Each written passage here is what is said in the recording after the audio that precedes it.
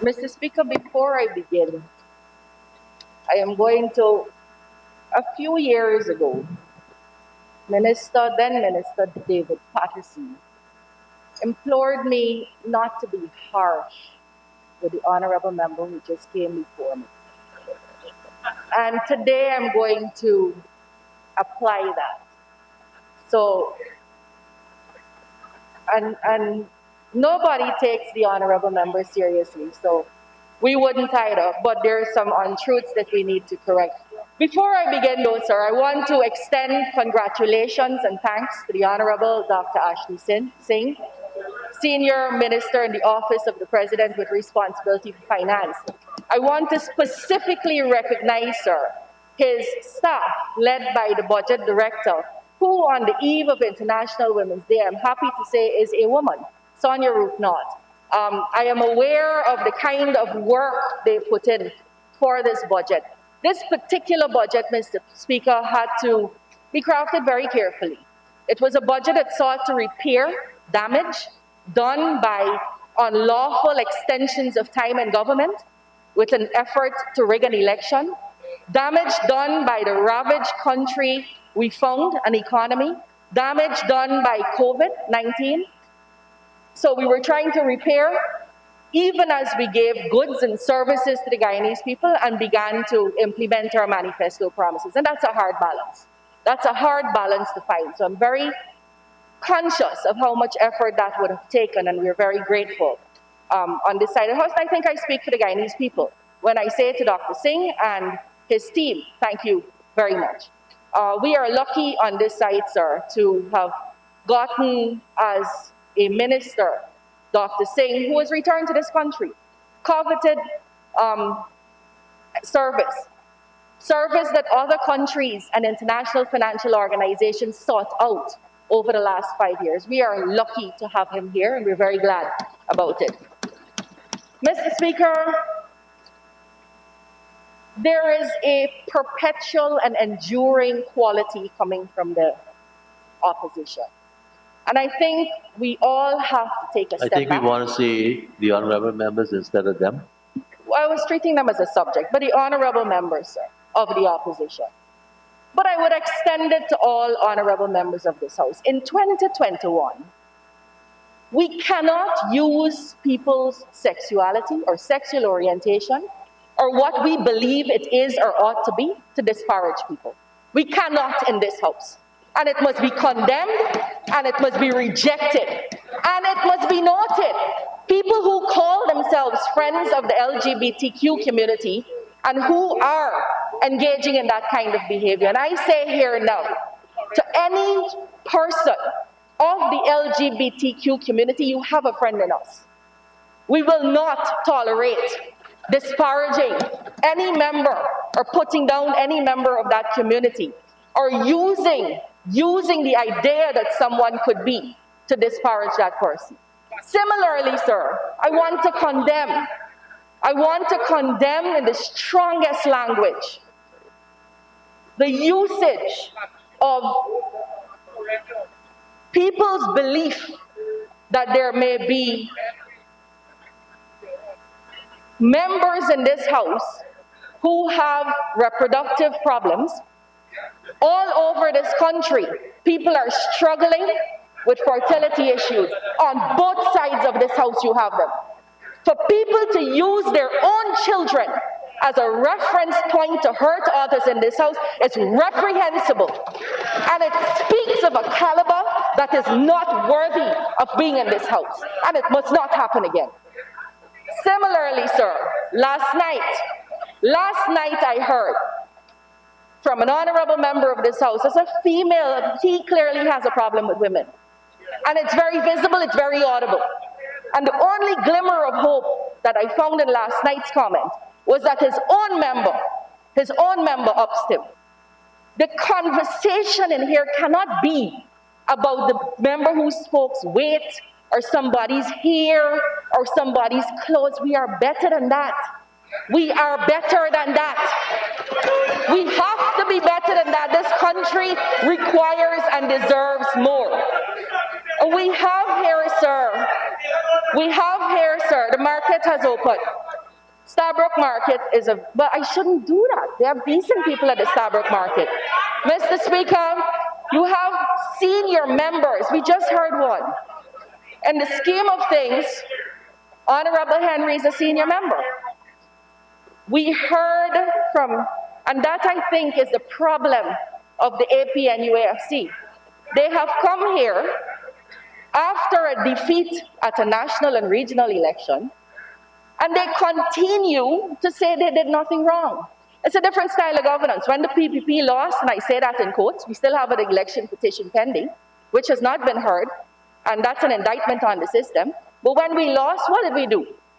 We immediately said to the population, here are some of the things we did wrong, we're going to fix it, we can get back in government. 5 years later, we're on this side of the house.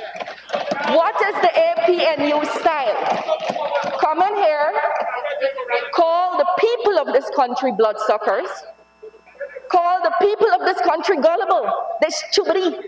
The people of Guyana don't know that you mucked it up in 5 years. They have to be stupid to be voting for us. Well, they taught you how stupid they are. They taught you how they could quietly dictate your life with an X at the ballot box. Mr. Ramjatan speaks of untruths and mistruths and half-truths. It was Mr. Ramjatan who also said, sir, when they fired the 7,000 sugar workers, it was Mr. Ramjatan who was on video as saying, it's our people. It's our people, that's why we don't have any interest in them. He's on video saying that. And they come here and speak about race. They come here, the whole of Guyana is Abi people. The whole of Guyana is Abi people. Well, Mr. Speaker, the selective raising of issues can do the opposition no good. It's not my business to advise you. Minister Henry, Honorable Member, former Minister Henry, just spoke of firing people. And she says it doesn't matter with race. Well, her other colleagues weren't subtle. They spoke about firing a particular race of people. Olato Kumbo Sam, Marcel Hudson, Melsita Bovel, and a whole set of people who were either fired or constructively fired, placed in a position where they could no longer work in the ministry and had to resign. Here is the difference with us. These people are back on the staff, and that's why all those projects you started, we're rolling them out now. You couldn't get it done. You couldn't get it done. And that's the problem. Mr. Speaker, this budget demonstrates very clearly a difference in style, philosophy, ideology between the two political parties. The APNU, AFC, believed it was sensible, having declared the rice industry to be a private enterprise, to give an allowance for rice farmers to buy drones so that they could shy their paddy. That's their budget measure. Ours is to build drainage, irrigation, roads, farm-to-market roads. Difference in ideology. Theirs was to take away the $1.6 billion cash grant, said they couldn't administer it. Ours is to give it back and increase it. And it's going to be increased until it reaches $50,000 in the first 5 years of our administration. First 5 years. Their policy was to make into a department the issue of housing. Ours is to create a Ministry of Housing and promise and start to deliver more than 50,000 house lots in our first 5 years. Different in style, difference in policies. Theirs was to tax the population. Mr. Ramjatan said yesterday, Mr. Speaker, that no new taxes were applied. $83 billion more was collected in taxes in 2019 than you collected in 2015. In 2015, light bill did not have VAT. That's a new tax the APNU put on it. In 2015, water did not attract VAT. That's a whole new tax you put on VAT. You want us to borrow Gita's dictionary and define new? So there were new taxes, 200 of them, 100 of which we reversed last year, some more of which we will do this year. So these were, Mr. Speaker, it's a difference in the way we manage. It's a difference in the way we apply the country's resources to the delivery of goods and services. It is the different way the PPPC manages. Mr. Speaker, particularly on the issue of the APNU starting projects. The APNU AFC's problem was just that. They're fancy talkers, sexy talk, sensational talk. Everything sounds right. That's how they rode into office. Their problem is they cannot deliver. They could not deliver. And so the Spotlight project, you started it, you couldn't deliver it. The Pro Futura project, great for travel. You heard the former minister herself. I didn't even know that. She went to Washington. On the 2nd of August, struggling. You went to Washington 2 years before on the people's Honorable money. member, this is the third time you remember. You include. Sorry? You would include me. You're speaking to me, not So when anybody else. I will try to avoid saying you. The honorable member, Nicolette Henry, was unable to deliver on any of the projects the honorable member, Nicolette Henry, began. And that was their whole problem. They start Good Hope, can't finish it. We got to come and finish it. They started Parfait Harmony, can't finish it. We got to come and finish it. They started Spotlight, can't finish it. We got to come and finish it. They didn't start Prospect, but I'm going to get back to that. They started anything. The smart classroom, Honorable Hughes stood, well, she didn't stand in this house. She did it on remotely last year. And as soon as the honorable member said that she had put these smart classrooms in 11 schools, I got a message to say that's not true, but I left her alone. I left her alone. You're recovering from a brutal defeat. You could say what you want. We got about setting up the smart classrooms. And if you listen just now to the Honorable Nicolette, sir, you will hear that she stared away. She did not say they're existing in those classrooms because they don't. Sherwin Holder spoke last night. Why didn't he, honorable member, why didn't he tell us about the smart classroom and the A2MA? Because it doesn't exist. The press says it doesn't exist. The teachers say it don't exist. The students say it don't exist. But we come back here. We come back here and we're insisting that the smart classrooms in those 11 classrooms exist. And that, sir, is the epitome of what we see playing out here. Untruths that they believe themselves. The problem is the people don't believe it. That's their problem. And so we have that.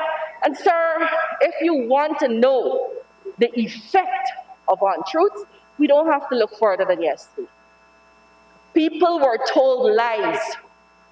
People were told untruths. The coalition dissembled for 5 months. I'm not even going back to the no confidence when 32 was not bigger than 33 was not bigger than 32 and so on. We were told these things. And so yesterday, when an honorable member of this house stood up to say her laptop was missing, the immediate reaction on social media was, she lied.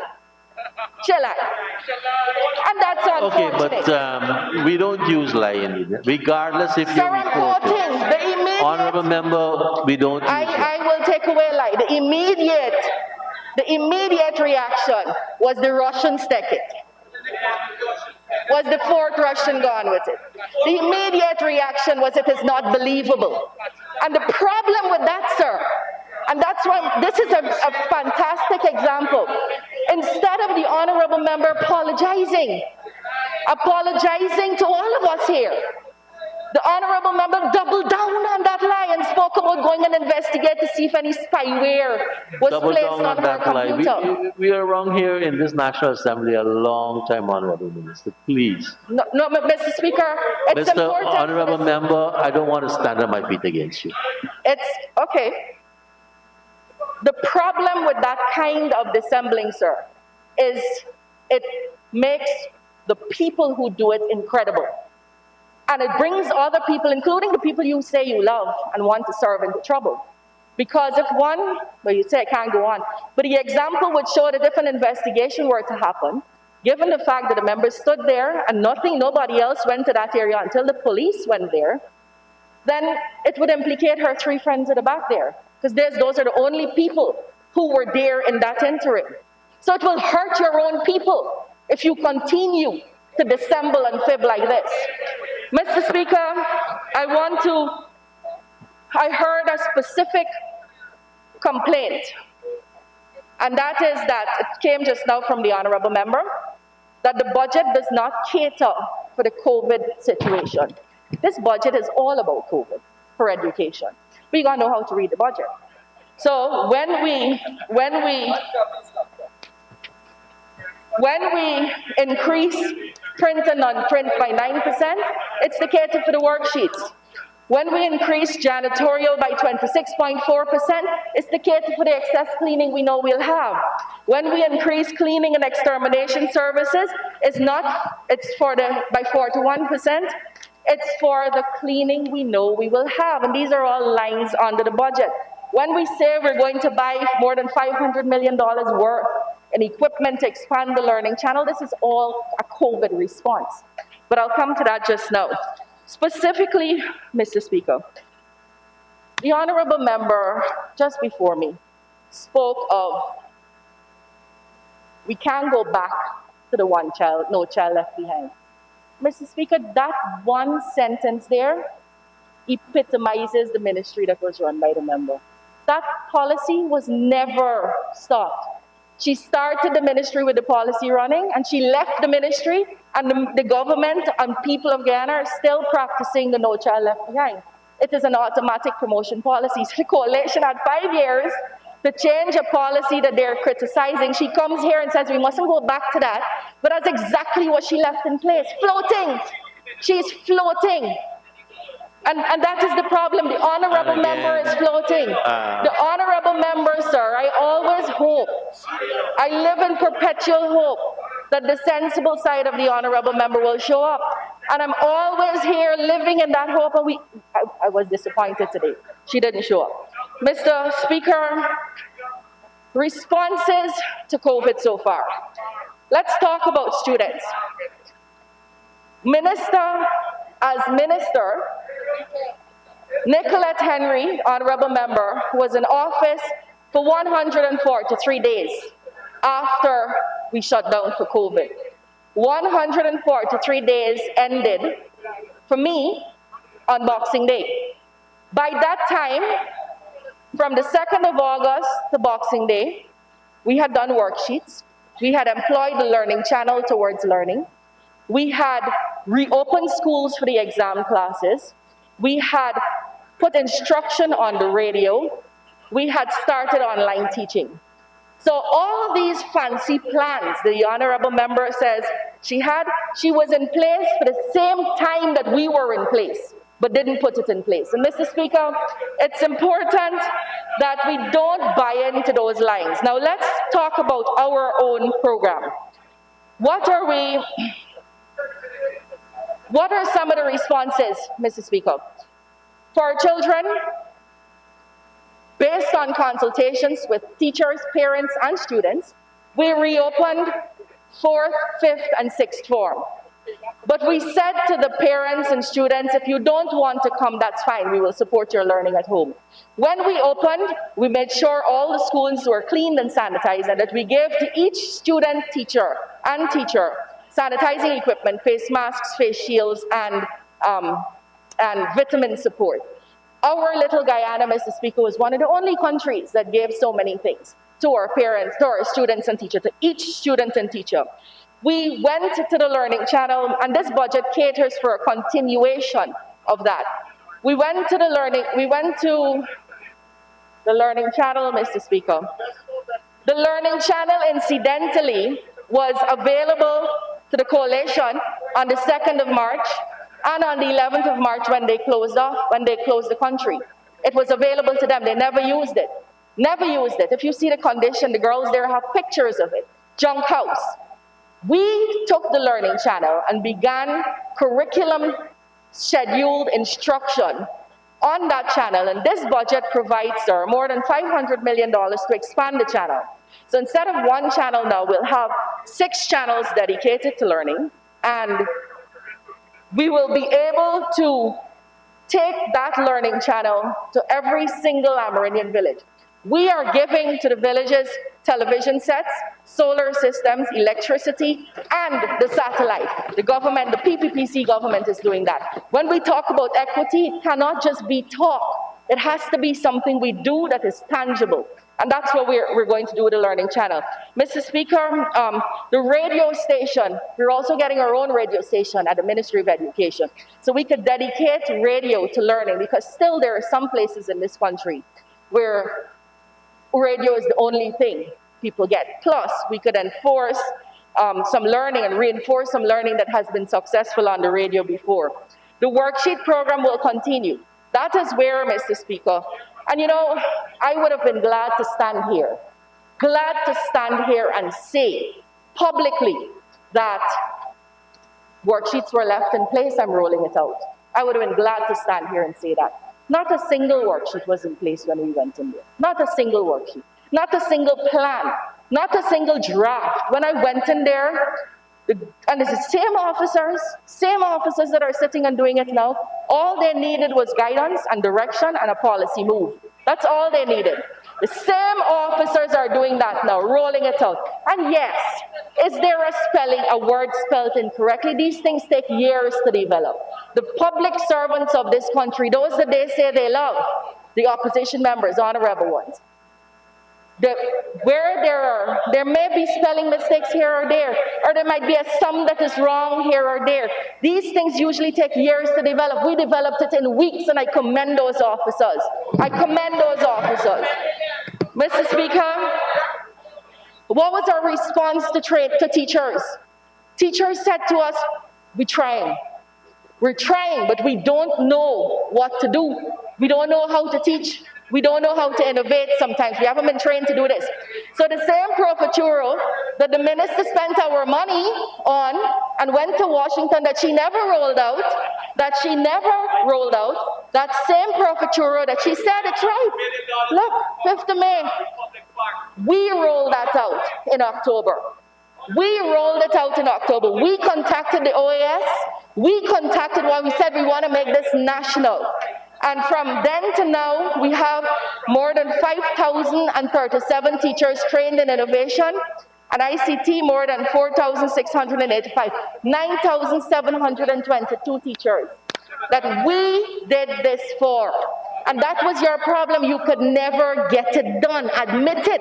Understand that is your weakness. Try to correct it. And then maybe 20-something years later, you can come back over here. Maybe. Mr. Speaker, that's teachers. Teachers who want to be trained.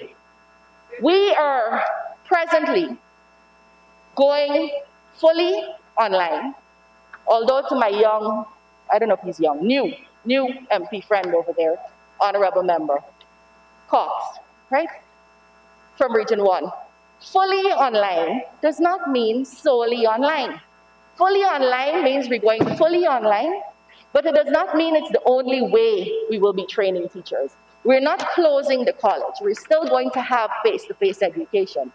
But when we announced this, Mr. Speaker, we saw and we continue to see remarkable interest. So much so that this year, we're going to have the most trainee teachers enrolled. This year in COVID, when other countries are shutting down, 5 years from now, Guyana is going to be spitting out the most trained teachers in this country, because during COVID, we innovated and came up with a plan to make sure we don't stop training, and so that we won't have a deficit 4 or 5 years down the line. And we have now the most trained, the most persons enrolled to go and train to become teachers in this country. We are taking, Mr. Speaker, you know what that means? Sometimes we don't, empty vessel making a lot of noise there. You have a teacher right now, teaching in Kaikan. She's a single teacher. She's been teaching for 8 years. She wants to do this. She can't leave to come to college. We could train her right where she is. She could deliver education to the children in Kaikan as a trained teacher, sir. Nothing stopped the coalition from doing this. We started this in the same 143 days that Honorable Nicolette had, where she was like deer in headlights. But it wasn't deer in headlights. The problem was they were trying to thief an election, steal, rig, whichever is the most parliamentary word, sir. The same time that we took to start this, they could have started it. We could have received a half program that we continued. It wasn't there, it wasn't put in place. And Mr. Speaker, we intend to, more than $150 million in this budget will be applied towards setting this up, the infrastructure for it. What is the infrastructure? We have to have resources online. So teaching online is not just teaching through Zoom. Students have to have the benefit of textbooks, research material, a library. And we've subscribed to EBSCO and Notesmaster and other places. Those things cost money. The honorable member stood in this house just now. Sir, at some point we got to look at whether we should really start taking people to privileges. I don't really subscribe to it. I think privileges is at the ballot box. That's where people tell you how they feel about the fibs you told. The honorable member stood here just now and told us about how she is saddened that as a preposition man, if I said the honorable member first, that's the subject, you stupidity. Yeah, Mr. Speaker, the honorable member stood here and told us that she is saddened that we have collapsed the one laptop per teacher program. Sir, let me tell you the truth about that. This government, APNUAFC, went into office on a promise that they will collapse the one laptop per family program and give one laptop per teacher. That happened for one single year. Never happened again. So for 4 years, teachers in this country never saw a laptop from them. And families from this country never saw a laptop from them. But here, what's the bigger sin? You know what the real sin is, sir? So we're not collapsing anything. We're about to restart a program that we left in place. The biggest sin is that there's $100 million sitting in an account where we had a program at CPC, was revolving fund. We would help teachers and they would buy their own, we would subsidize a laptop, and the money they give would be put back into the system, and that would be the revolving fund. $100 million, and teachers are without laptops, tablets, or any devices. And this member stands in this house and says she's sorry that the program is collapsed. She's mad. Sir, this has to be a mental health issue. To fib so blatantly, where it is so easy to determine one is lying, that takes special reserves in your brain, Mr. Speaker, that the rest of us probably can't get into. And that's why I said every now and then, Mr. Speaker, the PPPC will restore the tablets, laptops for teachers that are being trained. That was abolished by the APNUAFC. Even though money was in an account, they never used it for those teachers. They abolished the one laptop per family program on the promise that they would do one laptop per teacher, and that never was realized. Again, you are unable to finish the job. You're always unable to finish the job. That is your weakness. You cannot get it done.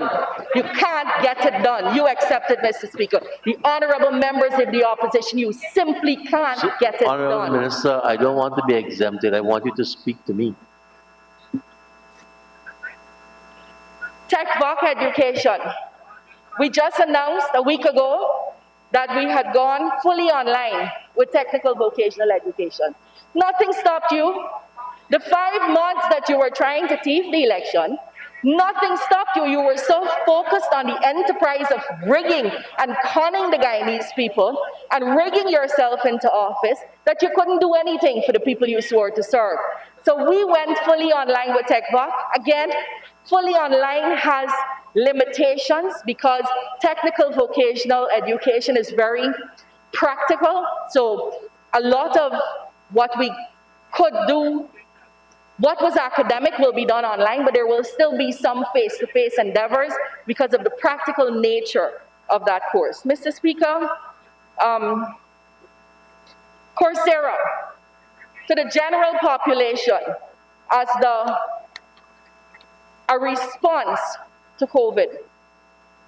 We have letters from the Commonwealth of Learning to the coalition government, the minister that spoke, the member that spoke before me, begging her, 2 months, every 2 months they wrote her, begging her to roll out Coursera. And it was not done. It was not done. Coursera and the Commonwealth of Learning collaborated to offer courses for free to the people of the Commonwealth during COVID. It was a direct measure and response to the COVID recovery. This minister refused to do it. We launched it in September, less than a month after I came into office. When we launched it, it was criticized by the honorable member, Amanza Walton Desir. She said, and it's just the epitome of the AP and UFC, on Facebook she said something to the effect that this is nothing new. I was enrolled in this, I have done courses, and that's their problem. Once they could do it, don't matter about the rest of the population. We started Coursera, sir. Right now, Guyana ranks #1 in the world for interest in that online program. #1 in the world for members enrolled. #1 in the world for graduates. And let me tell you what that looks like. 53,000. Before you tell me, Honorable Minister, you need an extension. Mr. Speaker, I would like to ask my honourable member to be allowed to have 5 more minutes to conclude. Thank you, Honorable Minister Teixeira. Honorable Minister, please continue.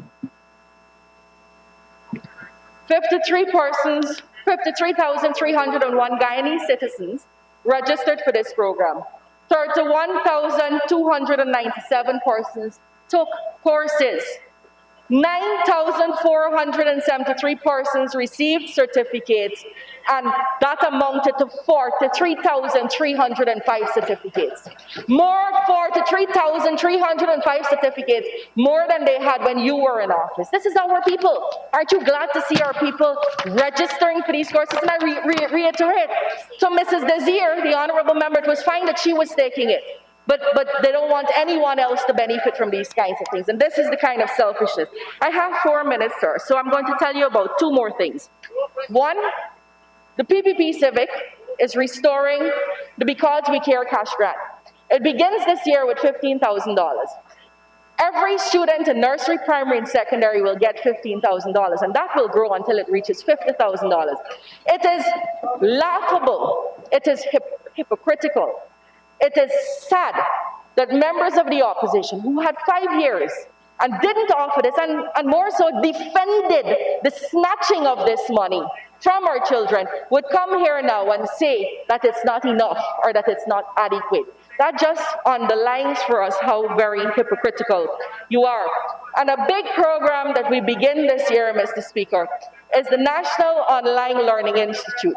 $1 billion has been allocated in this year's budget, $1 billion, so that our young people, it's not limited to young people, but I suspect strongly, mostly young people will benefit from it.